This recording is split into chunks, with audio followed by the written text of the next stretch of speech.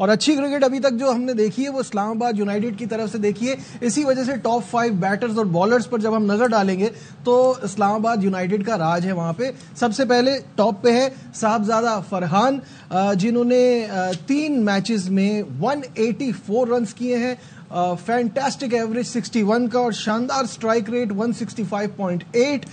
اس کے بعد colon Munro ہے, کافی عرصے سے اسلام آباد یونائٹیڈ کے لیے پرفارم کر رہے ہیں. 3 میچز میں 147 رن, 73 کا ایوریج اور 156 کی سٹرائک ریٹ. تیسرے نمبر پہ فخر زمان لاہور قلندر کے سپر سٹار, ہر بار ان کے لیے شاندار پرفارمنسز دیتے ہیں. چوتھے پہ محمد رضوان, ٹیم ان کی جیت نہیں پا رہی لیکن وہ جو پہلے گیم میں کراچی کے اگینسٹ سینچری بنی تھی اس کی وجہ سے یہ اس ٹاپ 5 بیٹرز میں شامل ہیں. اور ڈیرل مچل نے بھی بڑا زبردست کنٹریبیوٹ کیا ہے لاہور کی جیت میں. ٹاپ 5 بالرز پر بھی نظر ڈال لیتے ہیں جس میں Jason holder is on top. What a fantastic performance تمام گیم میں, اور لاسٹ گیم میں تو ود دا بیٹ بھی انہوں نے پرفارم کیا. 9 وکٹیں لیے 3 میچز میں, 7 کی اکانومی, 4 for 25 ان کی بیسٹ. دوسرا جو بالر اس لسٹ میں ہے وہ ابھی کامران بات کر رہے تھے, رشاد حسین لاہور قلندر کو ان سے بڑا فائدہ ہو رہا ہے. شاداب سٹرگل کر رہے تھے کافی ٹائم سے, پی ایس ایل میں وہ بہت سپر سٹار ہے اور یہاں نظر بھی آ رہا ہے. 3 میچز میں 6 وکٹیں, ابرار کی بھی 6 وکٹیں, عماد وسیم کی بھی 6 وکٹیں ہیں. تو کامران جیسے میں کہہ رہا تھا یہ ٹاپ 5 بیٹرز اور بالرز ہی بتا رہے ہیں اسلام آباد یونائٹیڈ کی پرفارمنس. دیکھیں وہ ان کی ٹیم بھی بتا رہی ہے اور جیسے ٹیم پروگرس کر رہی ہے, تینوں میچز جیسے بالکل ون سائڈ میچ وہ جیتے ہیں, تو پلے بالرز بھی ان کے آئیں گے, بیٹر بھی ان کے آئیں گے.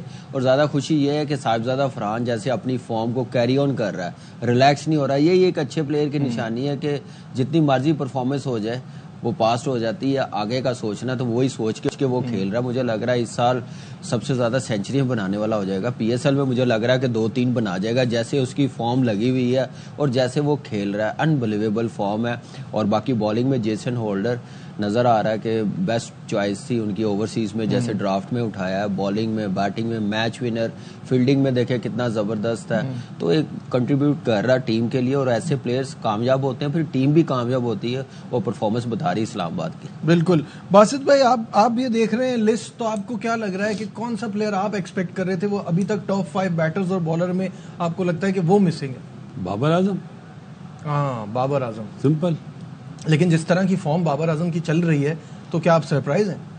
فارم تو آ سکتی ہے T20 میں, مطلب ایک اننگز کھیلے وہ, جہاں پہ اس کا میچز ہے وہ تو بیٹنگ کے لیے بہت اچھی پچ ہے. وہ حیرت ہے 2 میچوں میں آؤٹ ہو گیا, ایک پہ 0 پہ, ایک پہ 1 رن پہ. تو اب وہ 0 میں 1 0 اور لگانا اس کو, تیسرے میچ میں 1-0 100 ہو جائے, کیونکہ بہت دن ہو گئے یار اس کا 100 دیکھے ہوئے, بہت دن ہو گئے.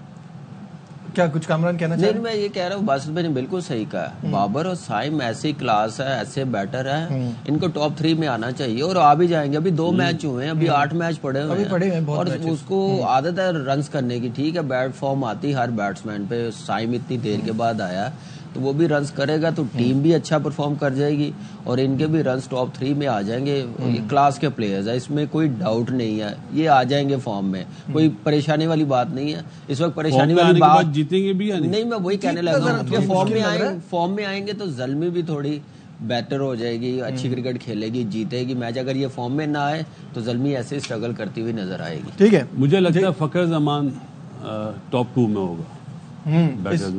جس طرح سے وہ کھیل رہا ہے, جس طرح سمجھداری سے چلا نہیں رہا ہے, جہاں دیکھتا ہے مشکل بالر ہے اس کو سروائیو کرتا ہے. باقی میرے آپ جیسے بالر ایسے لوٹتا ہے پھر بعد میں. بابر اعظم کا یہی ہے کہ بابر اعظم کا اگر آپ پچھلے 2 سال کے سارے ڈسمسلز اٹھا کے دیکھیں, ٹیسٹ کے, ون ڈے کے, T20 کے, زیادہ تر وہ خود لوز شاٹ کھیل کر آؤٹ ہو رہا ہے. مڈ وکٹ پہ شارٹ آرم جیب مار کے مڈ وکٹ پہ ہو رہا ہے, یا وہ سلپ میں کیچ دے رہا ہے, ہارڈ ہینڈ سے کھیل کر سلپ میں, باہر کی گیند کو کھیل کے سلپ میں. افغانستان کے خلاف ODI ورلڈ کپ میں سمپل شاٹ مارا اور سیدھا کور میں کیچ ہو گیا.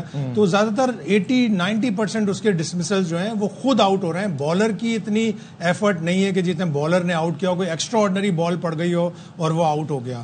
تو بابر کو خود دیکھنا پڑے گا. اس کے بار بار ہم یہ کہہ رہے ہیں اس کے ڈگ آؤٹ میں بیٹھا ہے انضمام الحق, ایک ٹیلی فون دور پرانے اوپنر بیٹھے ہیں پشاور زلمی کے، کسی سے بھی بات کرے، کسی سے بھی پوچھے کہ میں کیا غلطی کر رہا ہوں، کہاں مجھے اپنے آپ کو امپروو کرنا ہے، تو امپروومنٹ آ جائے گی. بالکل میرے خیال سے بیسٹ جو طریقہ ہے نا، اپنی پرانی ویڈیوز دیکھے کہ وہ کیسے رنز کر رہا تھا، کیوں اتنی پرفارمنس دی ہوئی تھی.